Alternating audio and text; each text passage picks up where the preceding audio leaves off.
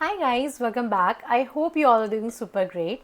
सो आज इस वीडियो में हम बात करने वाले हैं यूज़ इफ़ेक्ट हुक की। आज इस वीडियो में हम यूज़ इफ़ेक्ट एकदम बेसिक से एकदम बिगनर फ्रेंडली लेवल से स्टार्ट करेंगे एंड इस वीडियो के एंड तक हम इस यूज़ इफ़ेक्ट हुक को मास्टर करने की पूरी कोशिश करेंगे।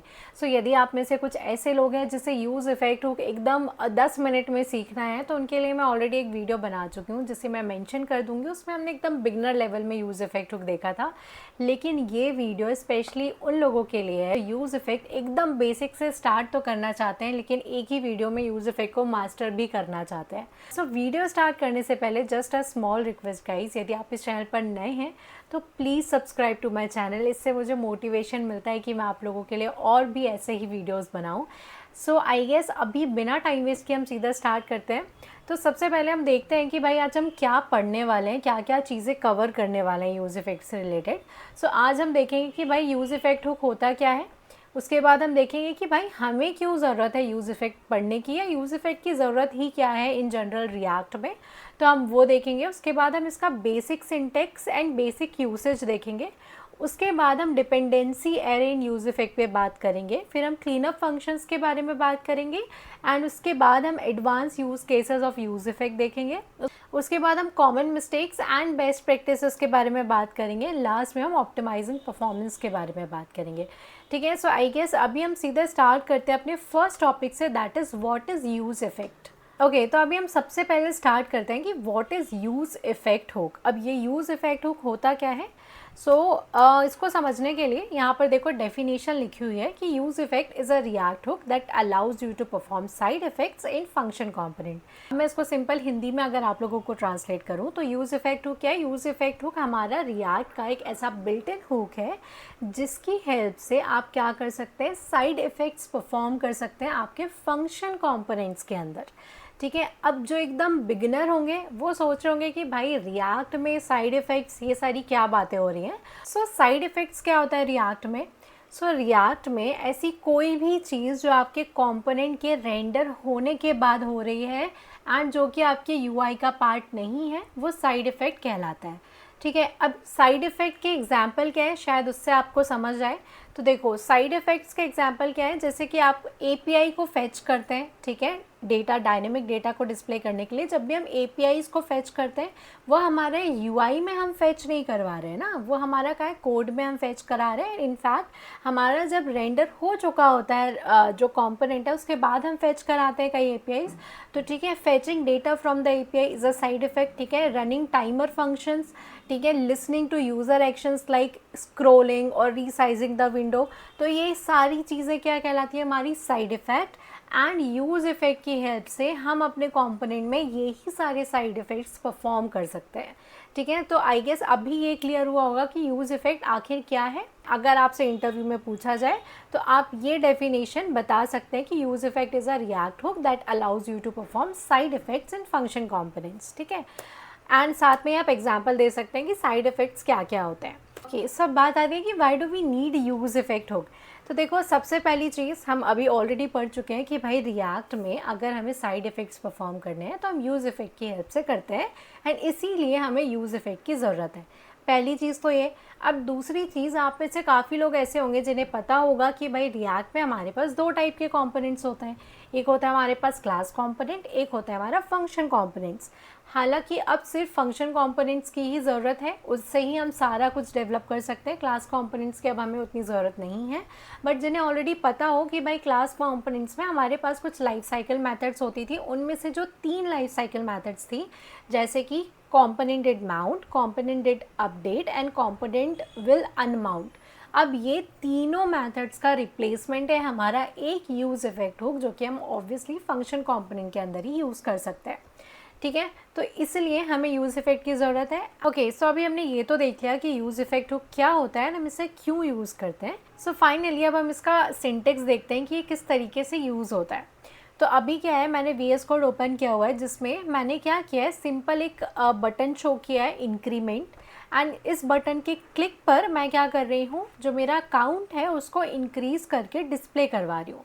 ओके, सो ये बहुत सिंपल सा कोड है जो कि हमारा यूज़ स्टेट की हेल्प से हमारा हो पाया है। जिससे यूज़ स्टेट हुक नहीं आता है वो मैंने लास्ट वीडियो में ही कवर किया है, तो आप वो जाकर देख सकते हैं, ठीक है। सो अभी हम सबसे पहले देखते हैं कि यूज़ इफेक्ट हुक का सिंटेक्स क्या होता है। तो देखो बहुत अच्छे से समझना है ये चीज़, क्योंकि ये बहुत ज़्यादा यूज़फुल है एंड यूज़ इफेक्ट हुक बहुत ज़्यादा यूज़ होता है, ठीक है। तो हम सबसे पहले देखते हैं इसका सिंटेक्स क्या होता है। तो सबसे पहले हमें एक बात याद रखनी है कि जब भी कोई भी हुक हमें यूज़ करना है अपने रिएक्ट में, तो हमें सबसे पहले उसे इम्पोर्ट करना होता है अपने कॉम्पोनेंट में रिएक्ट से। तो सबसे पहले हम लिखेंगे यूज़ इफेक्ट, ठीक है। जैसे ही मैंने यहाँ पे यूज़ इफेक्ट लिखा है तो मेरा जो यूज़ इफेक्ट है लाइन नंबर 1 में वो इम्पोर्ट हो गया है रिएक्ट से, ठीक है। अगर हमने इंपोर्ट नहीं किया और डायरेक्टली यूज़ किया तो हमें एरर मिलेगी। तो हमेशा हमें हुक्स को इंपोर्ट करना होता है। अब ये जो यूज़ इफेक्ट हुक है वो 2 पैरामीटर्स को एक्सेप्ट करता है, ठीक है। एक होता है हमारा मैंडेटरी और दूसरा होता है ऑप्शनल। तो जो सबसे पहला पैरामीटर है वो होता है हमारे कॉल बैक फंक्शन, ठीक है। तो सबसे पहले हम लिख लेते हैं कॉल बैक फंक्शन, ठीक है। अब इस फंक्शन के अंदर हम साइड इफ़ेक्ट्स लिखते हैं अपने, जो भी कुछ हमें परफॉर्म करना है वो हम लिखेंगे इसके अंदर। बट अभी सिर्फ समझाने के लिए मैं यहाँ पे लिख देती हूँ console.log, ठीक है। console.log let's say learning use effect. अब यहाँ से बहुत इंपॉर्टेंट पार्ट चालू होता है, आपको ये देखना है कि किस तरीके से वर्क करता है, ठीक है। सो अभी हम चलते हैं अपने ब्राउज़र में। तो देखो यहाँ पर मेरे पास बटन है इंक्रीमेंट, ठीक है। एंड इनफैक्ट मैं क्या करती हूँ, इंस्पेक्ट विंडो भी ओपन कर लेती हूँ। सो लेट्स ओपन कंसोल, ठीक है। एंड मैं क्या करती हूँ, अपने पेज को रीलोड करती हूँ। तो अब आप देखो जब मैंने पेज रीलोड किया है तो मुझे कंसोल में क्या मिल रहा है, learning use effect. It means जब मैंने फर्स्ट टाइम अपना जो पेज है वो रेंडर किया तो मेरा use effect by default run हुआ। एंड बिकॉज मेरा ये जो यूज़ इफेक्ट है वो रन हुआ, इसलिए मुझे कंसोल में क्या मिल रहा है, लर्निंग यूज़ इफेक्ट यहाँ पर प्रिंट होके मिल रहा है, ठीक है। अब आप लोगों को इसका एक और बिहेवियर समझना है, दैट इज़ अगर मैं अब इस इंक्रीमेंट बटन पर क्लिक कर रही हूँ तो देखो मेरा जो बटन है काउंट वो तो इंक्रीज़ हो रहा है, लेकिन अगर आप कंसोल पर ध्यान देंगे तो जब भी मेरा कोई भी स्टेट, ठीक है, तो जब भी मेरा स्टेट अपडेट हो रहा है तब भी मेरा यूज़ इफेक्ट हुक रन कर रहा है, ठीक है। अगर मैं फिर से बटन क्लिक करूँगी तो मेरा क्या हो गया, 2 टाइम्स रन हुआ। अगर मैं फिर से करूँगी तो 3 टाइम्स रन हुआ। इट मीन्स यदि मेरे कॉम्पोनेंट के अंदर यदि कोई भी स्टेट अपडेट होता है तो हर एक स्टेट अपडेट यानी कि हर एक रीरेंडर पर हमारा यूज़ इफेक्ट हुक रन करता है। लेकिन इसमें भी एक कंडीशन है कि ये हर एक रीरेंडर पर रन करेगा सिर्फ तभी जब आपने कोई डिपेंडेंसी इसमें नहीं दी है। अब डिपेंडेंसी से क्या मतलब है, देखो मैंने स्टार्टिंग में ही आप लोगों को बोला कि ये जो यूज़ इफेक्ट हुक है वो 2 पैरामीटर्स को एक्सेप्ट करता है। जो पहला पैरामीटर है वो हमारा मैंडेटरी होता है, जो कि है हमारा कॉल बैक फंक्शन, जो हम यहाँ पर दे चुके हैं। लेकिन जो दूसरा पैरामीटर है वो ऑप्शनल होता है, जिसे हम कहते हैं डिपेंडेंसीज, ठीक है। तो अगर मैं चाहूँ तो मैं कोई डिपेंडेंसी नहीं दूँ, यानी कि अगर मैं चाहूँ तो यहाँ पर मैं सेकेंड पैरामीटर नहीं दूँ। लेकिन इस केस में क्या होगा, इस केस में जब जब मेरा जो कंपोनेंट है वो रीरेंडर होगा, हर एक रेंडर पे हमारा यूज़ इफेक्ट रन होगा। अगर मैं ये नहीं चाहती हूँ, अब फॉर एग्ज़ाम्पल मैं चाहती हूँ यहाँ console.log की जगह मैंने कोई API कॉल किया, ठीक है। अब API कॉल मैं सिर्फ एक ही टाइम कराना चाहती हूँ जब मैं अपने पेज पे रेंडर करूँ। अब भाई अगर कोई यूज़र बटन क्लिक कर रहा है, उस बटन क्लिक पर मुझे नहीं कराना है API कॉल, इट मीन्स मैं नहीं चाहती हूँ मेरा यूज़ इफेक्ट उस केस में रन हो, तो उस केस में मैं क्या कर सकती हूँ, यहाँ पर डिपेंडेंसी दे सकती हूँ। सो अब ये डिपेंडेंसी हम कैसे दे सकते हैं, फॉर एग्जांपल अगर मैं चाहती हूँ कि मेरा यूज़ इफेक्ट सिर्फ एक बार रन हो तो मैं क्या करूँगी, यहाँ कमा लगाऊंगी और एक एम्प्टी एरे दे दूँगी, एम्प्टी एरे दे दूँगी। तो ये एम्प्टी एरे क्या करेगा, एम्प्टी एरे बोलेगा भाई यूज़ इफेक्ट तुम्हें सिर्फ एक ही बार रन होना है जब हमारा पेज पहली बार रेंडर होगा, ठीक है। तो हम इसको सेव कर लेते हैं and now let's go back to the browser, ठीक है। सो अभी क्या है, मेरा फर्स्ट टाइम अगर चलो मैं रीलोड करती हूँ तो देखो फर्स्ट टाइम जब मैं अपने पेज पे नेविगेट कर रही हूँ, ओके, तब मुझे क्या मिल रहा है, learning use effect. It means first time हमारा यूज़ इफेक्ट रन हुआ है। अब मैं क्या कर रही हूँ, हमारा जो स्टेट है काउंट उसको इंक्रीज़ कर रही हूँ। देखो यहाँ पर मैंने काउंट को इंक्रीज़ किया, हमारा जो पेज है वो रीरेंडर हुआ, लेकिन हमारा जो यूज़ इफेक्ट है वो फिर से रन नहीं किया। वो क्यों नहीं रन किया, क्योंकि हमने एक डिपेंडेंसी ऐड कर दी है यहाँ पे एम्प्टी एरे। सो एम्प्टी एरे क्या करता है, सिर्फ एक ही बार हमारे यूज़ इफेक्ट को रन करता है। अब देखो, अब इसका एक और यूज़ केस हम देखते हैं। सो उसको समझने के लिए हम क्या करते हैं, यहाँ पर एक और स्टेट ऐड करते हैं, लेट्स से नंबर, ठीक है, set number equals to use state, and इसको भी हम 0 से इनिशियलाइज या चलो 10 से इनिशियलाइज कर देते हैं, ठीक है। एंड अब मैं क्या चाहती हूँ, यहाँ पर मैं एक और बटन क्रिएट कर लेती हूँ, ठीक है, एक और बटन हम क्रिएट कर लेते हैं जिसका नाम हम दे देते हैं डिक्रीमेंट, ठीक है। So will say decrement, and इसके क्लिक पे हम क्या करते हैं, हमारे सेट नंबर फंक्शन को कॉल करते हैं, एंड इसमें हम जो नंबर है नंबर -1 करा देते हैं, ठीक है, जो भी हमारे पास नंबर है उसका -1 करा देते हैं, ठीक है। तो हमारा ये डिक्रीमेंट होना चाहिए। इनफैक्ट हम इसको भी यहाँ पर डिस्प्ले करवा देते हैं। सो लेट्स से डिफ, एंड इसको नंबर को हम यहाँ पर डिस्प्ले करा देते हैं, ठीक है। सो नाउ लेट्स गो बैक। अब देखो मेरे पास क्या है, एक इंक्रीमेंट बटन है, एक डिक्रीमेंट बटन है। जब मैं इंक्रीमेंट पर क्लिक करूँगी तो मेरा जो 0 है वो इंक्रीमेंट होता जाएगा, ठीक है, 0 से 1, 1 से 2, 2 से 3, ठीक है। एंड जब मैं डिक्रीमेंट पे क्लिक करूँगी तो जो मेरा 10 है वो कम होता जाएगा 1 से, यानी कि 9, 8, 7, ठीक है। लेकिन अब मेरी रिक्वायरमेंट क्या है, अब मैं चाहती हूँ कि भाई जब मेरा डिक्रीमेंट वाला स्टेट, दैट इज़ मेरा जो नंबर वाला स्टेट है, ये जो नंबर मेरा स्टेट है, जब वो अपडेट हो रहा है सिर्फ उस केस में मेरा यूज़ इफ़ेक्ट रन होना चाहिए, ना कि काउंट वाले उसमें, ठीक है। तो इस केस में मैं क्या कर सकती हूँ, ये जो डिपेंडेंसी है, डिपेंडेंसी एरे जो है मेरा, जिसे मैंने एम्प्टी एरे दिया था, उसके अंदर मैं क्या कर सकती हूँ, इस नंबर को प्रिंट करा देती हूँ।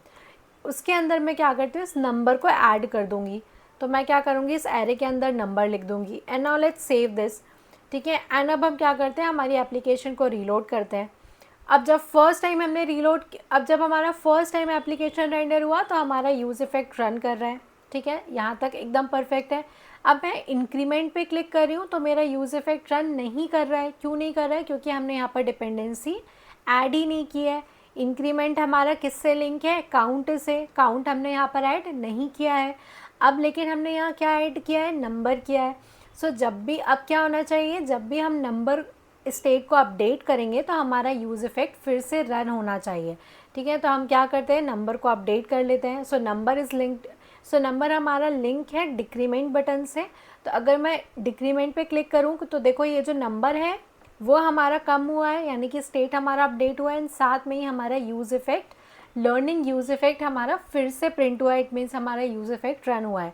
अभी मैं फिर से डिक्रीमेंट पे क्लिक कर रही हूँ, आप लोग ध्यान देना कंसोल पर, ठीक है। मैंने फिर से क्लिक किया तो देखो हमारा जो यूज़ इफ़ेक्ट है वो फिर से रन हुआ, ठीक है। तो इस तरीके से क्या होता है, हमारा यूज़ इफ़ेक्ट वर्क करता है। यदि हम सेकेंड पैरामीटर नहीं देंगे तो हमारा यूज़ इफ़ेक्ट हर एक रेंडर पे रन करेगा। यदि हमने एम्प्टी एरे दिया तो सिर्फ एक ही बार रन करेगा जब हमारा पेज फर्स्ट टाइम रेंडर हो रहा है। और अगर हमें कुछ कंडीशन पे यूज़ इफ़ेक्ट रन कराना है, इट मीन्स अगर हम चाहते हैं कि भाई जब हमारा कोई स्टेट अपडेट हो, उस पर्टिकुलर स्टेट में हमारा यूज़ इफ़ेक्ट रन हो, तो हम उसको डिपेंडेंसी एरे के अंदर ऐड कर सकते हैं, ठीक है। सो इसमें हमने क्या क्या देख लिया, हमने इसका सिंटेक्स देख लिया, एंड हमने डिपेंडेंसी एरिंग यूज़ इफ़ेक्ट के बारे में भी बात कर ली।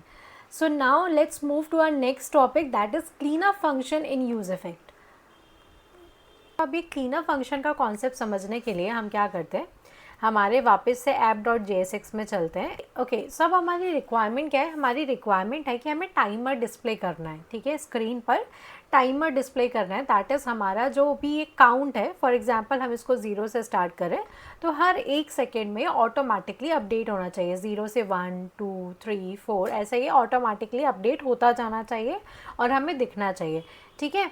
तो अब इसको हम किस तरीके से अचीव कर सकते हैं। सो आप बोलोगे कि बहुत सिंपल है, हमने जावास्क्रिप्ट में भी सीखा है, हमें पता है कि भाई आप क्या कर सकते हो, सेट इंटरवल फंक्शन का यूज़ करके टाइमर्स बना सकते हो, ठीक है। I agree. एंड इनफैक्ट आप ये भी बोलोगे कि अभी हमने थोड़ी देर पहले पढ़ा कि जितने भी इस तरीके के टाइमर फंक्शंस होते हैं जो कि साइड इफ़ेक्ट कहलाते हैं, उसको हम यूज़ इफ़ेक्ट के अंदर लिखते हैं।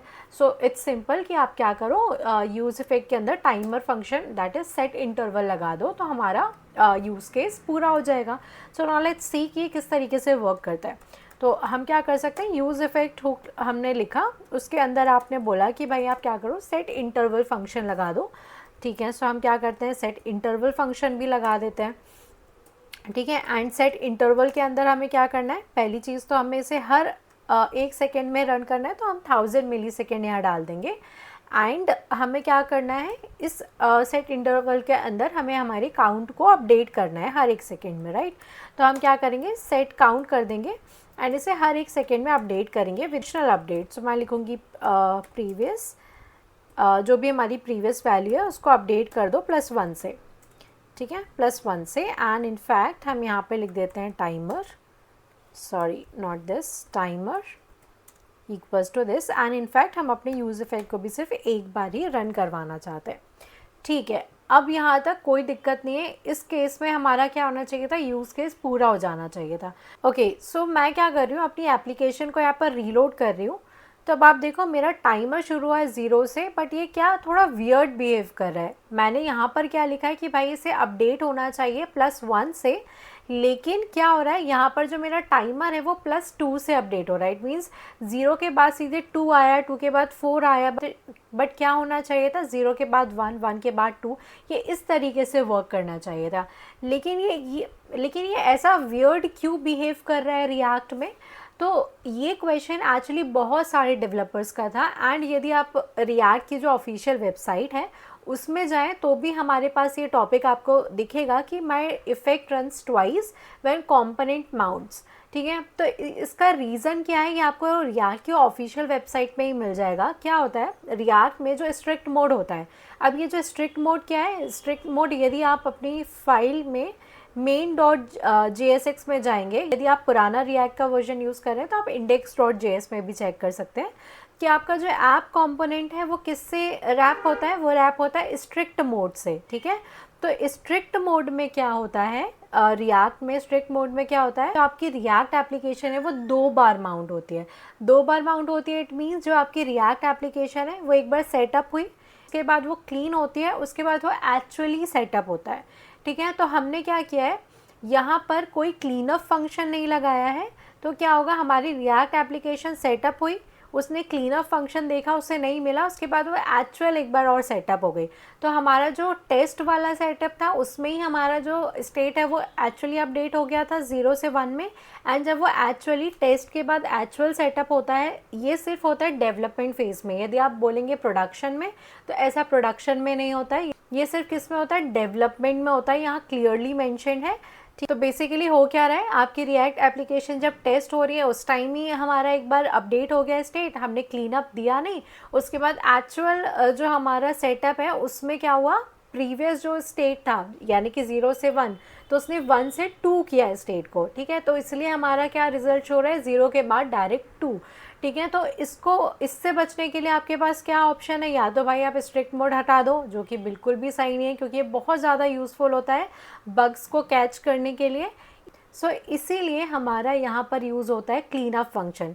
एक रीज़न ये है, दूसरा रीज़न ये है कि भाई अब क्या है, आपका ये जो सेट टाइमर फंक्शन है, ये सेट इंटरवल फंक्शंस हैं, ठीक है, ये कंटिन्यूसली काम करते ही रहेंगे यदि आप इनको क्लीन नहीं करेंगे तो, ठीक है। हो सकता है कि भाई आपने कोई पॉपअप ओपन किया एंड उस पॉपअप में आपने क्या किया है, सेट इंटरवल को रन किया, ठीक है, आपका काम हो गया, उसके बाद आपने पॉपअप बंद कर दिया, लेकिन जो आपका सेट इंटरवल फंक्शन है वो कंटिन्यूसली फिर भी रन करता रहेगा बैकग्राउंड में। इससे क्या होगा, ऑब्वियसली बात है भाई, मेमोरी का इशू होगा एंड आपका जो एप्लीकेशन है वो ऑप्टिमाइज़ नहीं होगा, उसकी परफॉर्मेंस ऑप्टिमाइज़ नहीं होगी। That is the reason why हमें हमेशा क्लीन अप फंक्शन लिखना होता है। तो अब यूज़ इफ़ेक्ट में हम क्लीन अप फंक्शन किस तरीके से लिख सकते हैं, तो उसके लिए यूज़ इफ़ेक्ट ने हमें एक सिंटेक्स दिया है कि भाई आप जब भी यूज़ इफ़ेक्ट में आपका कॉल बैक फंक्शन लिख लें, उसके बाद आप क्या कर सकते हैं, एक रिटर्न फंक्शन डाल सकते हैं, ठीक है। तो पहले तो हम क्या करते हैं, सेट इंटरवल का जो इंटरवल है उसको सेव करा लेते हैं एक वेरिएबल में। So let's say const interval equals to हमारा सेट इंटरवल वाला फंक्शन। नाउ अब इस इंटरवल को हमें क्लियर कराना है, सो हम किस तरीके से कराएंगे, देखो हम किस तरीके से कराएंगे। सो विल से रिटर्न, ठीक है, इसका ये सिंटेक्स होता है रिटर्न, एंड यहाँ हम लिखेंगे clear interval, and clear interval में हम अपने इंटरवल की वैल्यू डाल देंगे, ठीक है। And now let's save this and हम चलते हैं अपने ब्राउज़र में and let's reload our application.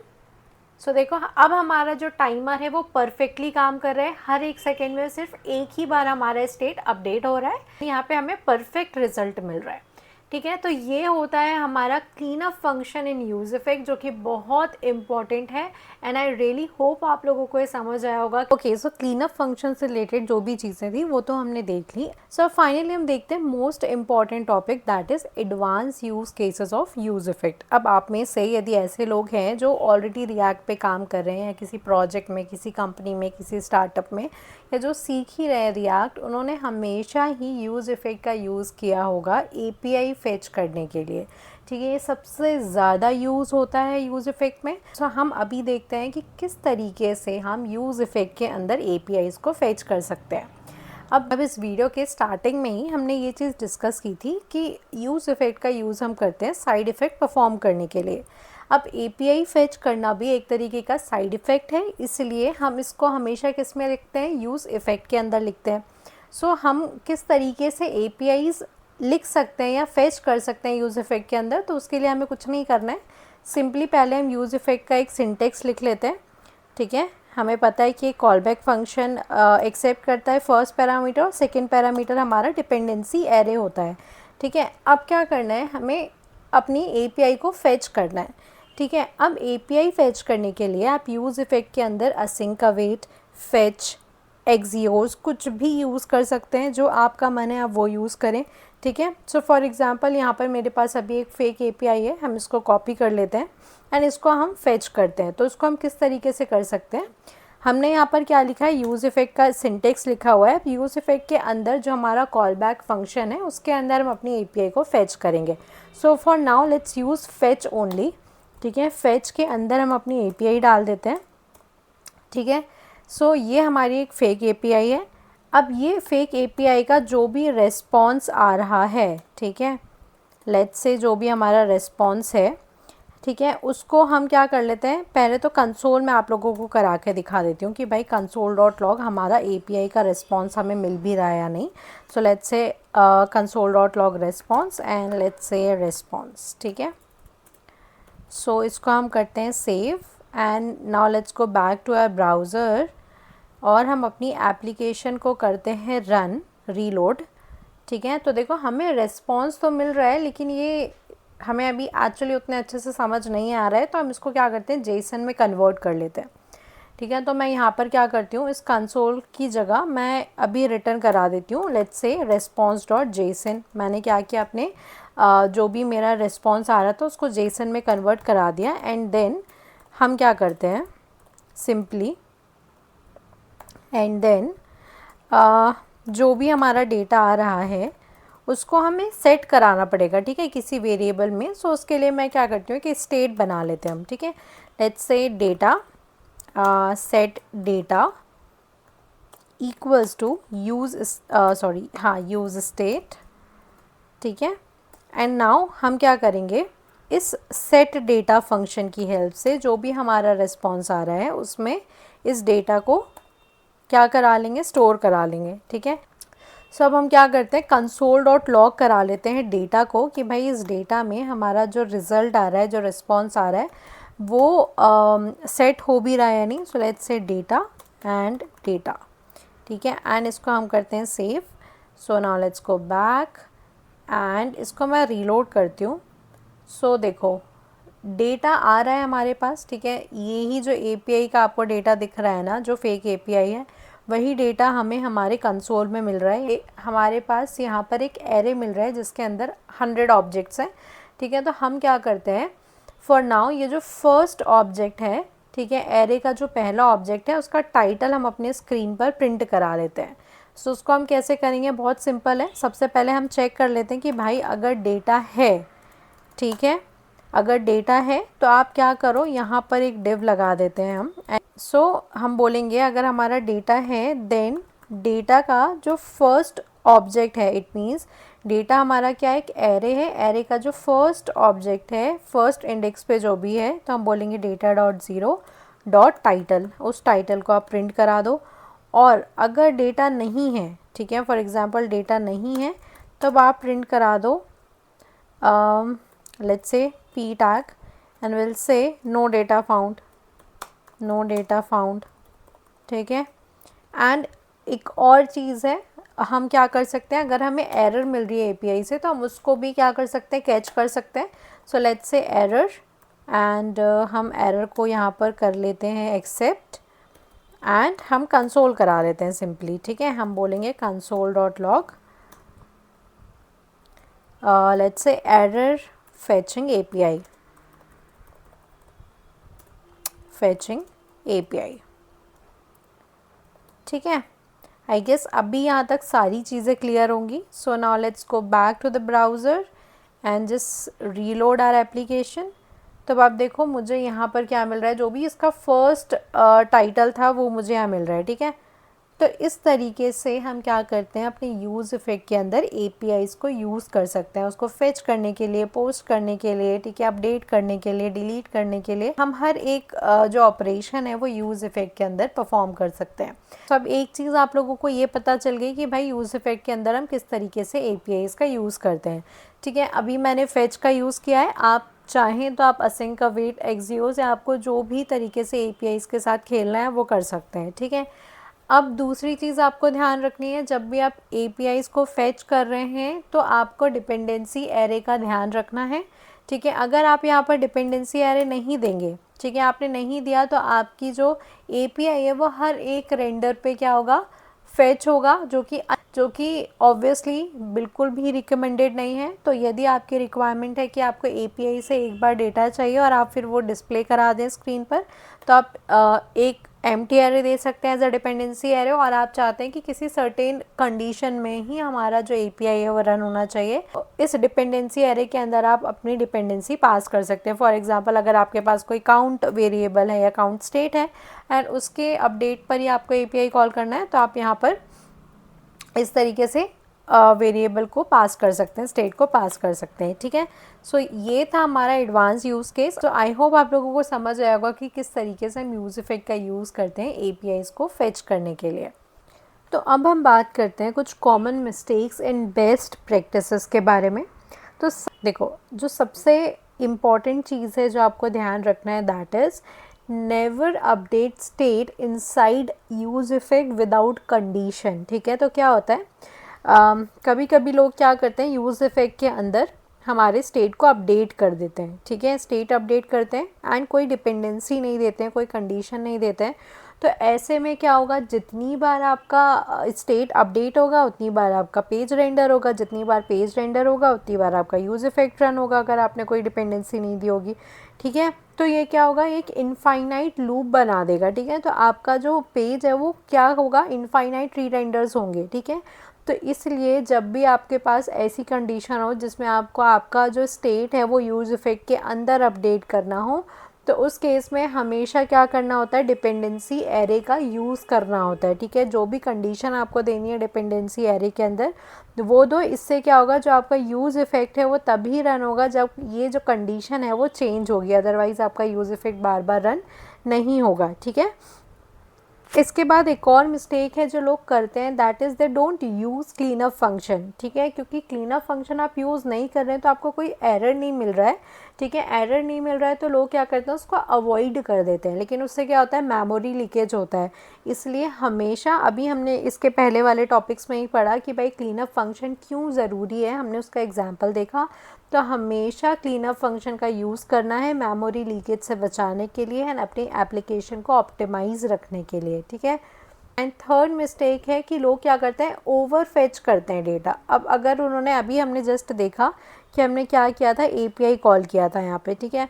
अगर अब मैं यहाँ पर डिपेंडेंसी एरे नहीं दूंगी तो हर एक बार जब भी मेरा पेज किसी भी स्टेट के लिए री रेंडर होगा तो मेरा यूज़ इफ़ेक्ट हर बार रन होगा, यूज़ इफ़ेक्ट हर बार रन होगा तो मेरा एपीआई कॉल हर बार होगा, ठीक है। तो क्या होगा, हम ओवर फेच कर रहे हैं, हमें ज़रूरत सिर्फ एक बार फेच करने की है लेकिन वो अननेसेसरली हर बार हमारा डेटा फेच हो रहा है, ठीक है। तो उससे बचाने के लिए हमें क्या करना होता है, डिपेंडेंसी एरे का यूज़ भर भर के करो भाई, जहाँ पे भी ज़रूरत है वहाँ पे डिपेंडेंसी एरे लगाओ जब भी आप यूज़ इफ़ेक्ट का यूज़ कर रहे हैं तो, ठीक है। तो ये 3 मोस्ट कॉमन मिस्टेक्स थी जो आपको अवॉइड करनी ही करनी है, ठीक है। इसके बाद हम देखते हैं कि भाई आप किस तरीके से आप अपनी एप्लीकेशन की परफॉर्मेंस को ऑप्टिमाइज़ कर सकते हैं। अब ये बहुत ज़्यादा इम्पोर्टेंट होता है यदि आप एक डेवलपर हैं, तो आपके लिए जो आप प्रोडक्ट बना रहे हैं, जो आप रिएक्ट के एप्लीकेशन बना रहे हैं, वो उस एप्लीकेशन की जो परफॉर्मेंस है वो ऑप्टिमाइज्ड होना चाहिए। एंड एक अच्छे डेवलपर का पहचान ही ये होता है कि भाई जो भी आप कोड लिख रहे हो वो ऐसा कोड लिख रहे हो जिससे कुछ मेमोरी लीकेज नहीं हो रहे हैं, ठीक है, अननेसेसरी कॉल्स नहीं हो रहे हैं, ठीक है, आप ऑप्टिमाइज्ड रख रहे हो परफॉर्मेंस, ठीक है, जिससे कि यूज़र एक्सपीरियंस अच्छा हो, ठीक है, आपकी एप्लीकेशन का। सो अब यूज़ इफेक्ट के थ्रू हम किस तरीके से अपनी एप्लीकेशन की परफॉर्मेंस को अच्छा रख सकते हैं, ऑप्टिमाइज़ कर सकते हैं, तो उसके लिए यहाँ पर मैंने एक सिंपल सा कोड लिखा है कि इनपुट टैग लिखा हुआ है, ठीक है। उस इनपुट टैग में हम क्या कर रहे हैं, हम कुछ भी टाइप कर सकते हैं। इट मीन्स हम सर्च करने वाले हैं कुछ, ठीक है। एंड जब हम कुछ सर्च करेंगे तो हमारा ये जो सर्च टर्म है वो अपडेट हो जाएगा with the help of set search term, ठीक है। यानी कि यहाँ पर आप देख सकते हैं मैंने यहाँ क्या बनाया हुआ है, एक इनपुट बॉक्स बनाया है जिसमें यूज़र कुछ भी टाइप करके सर्च कर सकता है, ठीक है। अब सर्च करने के लिए मुझे क्या करना है, API कॉल करना है। अब API कॉल कब करना है, जब यूज़र इसमें कुछ सर्च करेगा। सर्च करेगा मतलब कुछ टाइप करेगा। इट मीन्स जब ऑन चेंज फंक्शन हमारा कॉल होगा, ऑन चेंज फंक्शन कॉल होगा तो सेट सर्च टर्म में हम जो भी सर्च कर रहे हैं वो जाके सेव होता जाएगा सर्च टर्म स्टेट में, राइट।